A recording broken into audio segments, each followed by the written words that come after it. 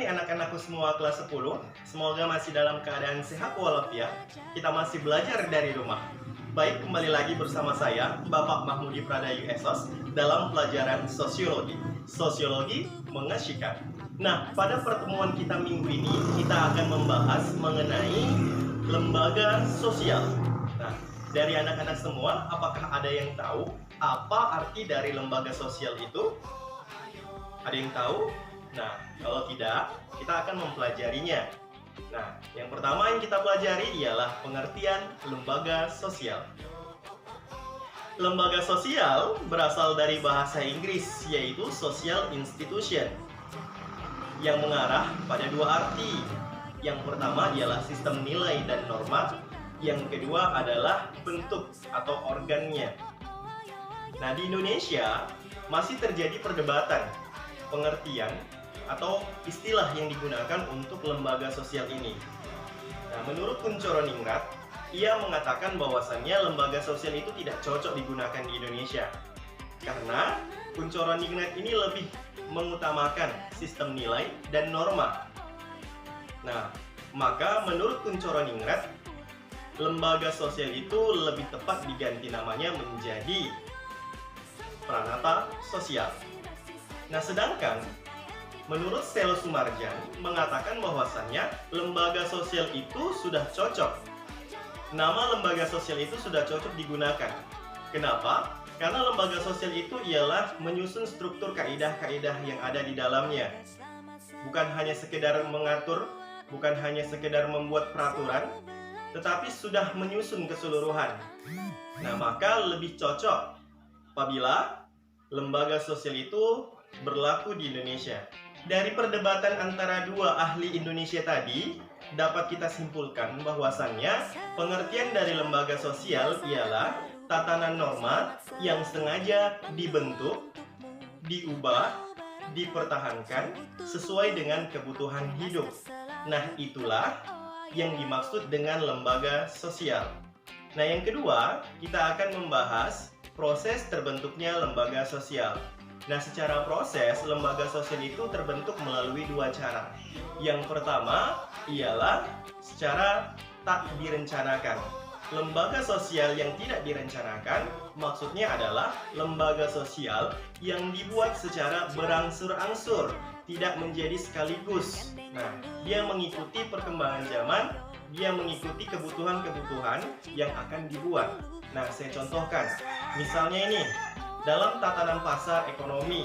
Nah, dulunya menggunakan sistem barter atau saling tukar-menukar barang.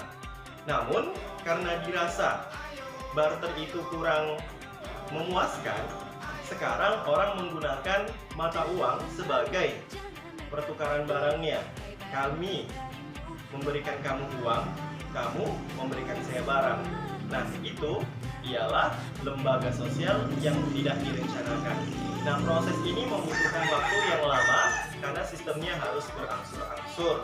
Nah, yang kedua ialah proses pertumbuhan lembaga sosial itu secara terencana, di mana lembaga tersebut memang direncanakan untuk dibuat untuk kebutuhan-kebutuhan yang penting bagi kehidupan masyarakat.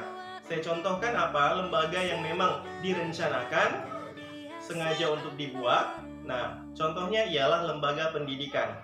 Yang mana lembaga pendidikan ini merupakan salah satu lembaga yang memang direncanakan keberadaannya. Nah, lembaga pendidikan ini sengaja dibuat.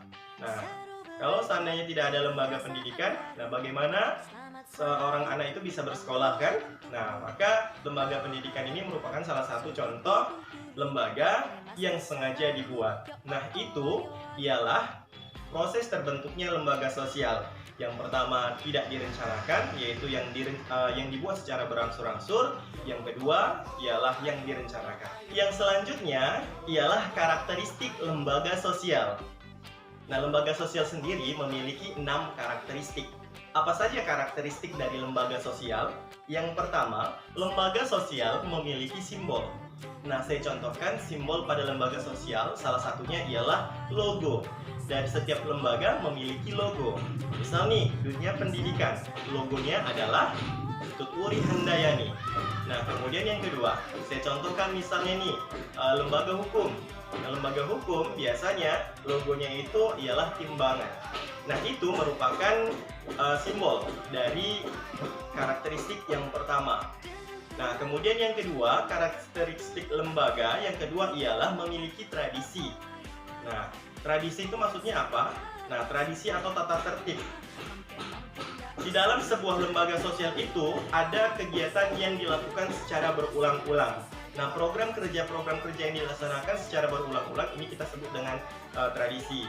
Nah, tata cara proses penjalanan dari lembaga sosial itu kita sebut dengan tata tertib.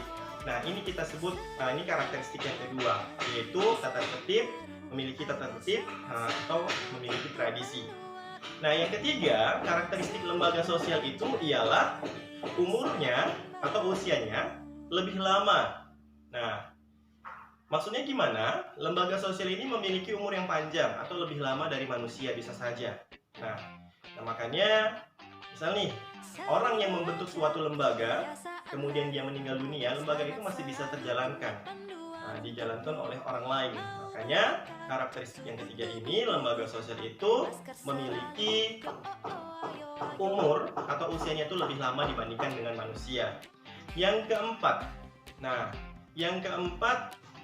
lembaga sosial ini memiliki karakteristik ideologi atau sistem panutan atau patokannya. Nah, apa yang dijadikan sebagai patokan dalam lembaga tersebut? Nah, ini disebut dengan ideologi. Kemudian yang kelima, karakteristiknya, ideologi ini memiliki sistem kekebalan pada setiap lembaganya. Nah, lembaga sosial harus memiliki backingan. Nah, tatanannya di sini maksudnya seperti misalnya nih, ada sebuah permasalahan. Nah, lembaga tersebut harus memiliki kekebalan yang tingkat tinggi agar supaya tidak goyah ketika ada hal-hal yang menerjang dari lembaga tersebut. Nah, itu merupakan karakteristik yang kelima. Sedangkan yang keenam, lembaga sosial itu memiliki kelengkapan.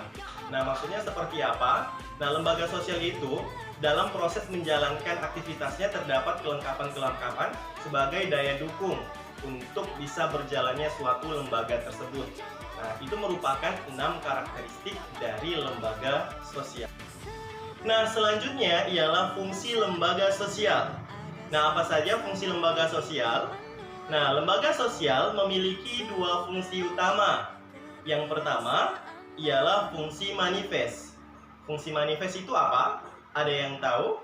Nah, manifest artinya nyata. Nah, berarti fungsi manifest ialah fungsi yang disadari dan bahkan menjadi harapan utama bagi masyarakat.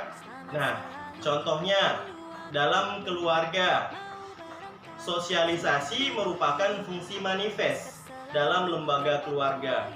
Kenapa? Terbentuknya moral karakteristik anak dimulai dari keluarga. Nah, baik anak karena proses sosialisasi yang sempurna. Jahat anak berarti karena sosialisasi yang tidak sempurna. Nah, itu merupakan fungsi manifest dari lembaga keluarga. Contohnya. Nah, yang kedua ialah fungsi laten. Apa yang dimaksud dengan fungsi laten? Kalau tadi manifest ialah nyata, nah laten ini abstrak. Nah, kemudian laten ini memiliki arti atau memiliki pengertian fungsi yang tidak disadari keberadaannya. Dan lembaga ini merupakan lembaga yang digunakan untuk menutupi dari hal-hal yang tidak diperlukan. Saya contohkan dari fungsi laten ini, misalnya pernikahan. Orang yang melakukan pernikahan karena faktor X, sudah terjadi kecelakaan terlebih dahulu atau sudah hamil duluan sebelum pernikahan. Nah, lembaganya itu dijadikan sarana untuk menutupi kesalahan mereka. Nah, jadi mereka membentuk sebuah lembaga yang namanya lembaga keluarga. Tapi keluarga mereka terbentuk bukan karena keinginan tersendiri, melainkan karena sudah ada faktor X yang mengharuskan mereka harus berkeluarga. Nah, itu merupakan contoh dari fungsi laten yang tidak disadari. Oke ya? Nah, cukup sekian pertemuan kita pada minggu ini membahas mengenai lembaga sosial, pengertiannya, proses berbentuknya, karakteristiknya, dan fungsinya. Nah, cukup sekian. Saya Bapak Mahmudi Pradayu undur diri. Saya akhiri. Assalamualaikum warahmatullahi wabarakatuh.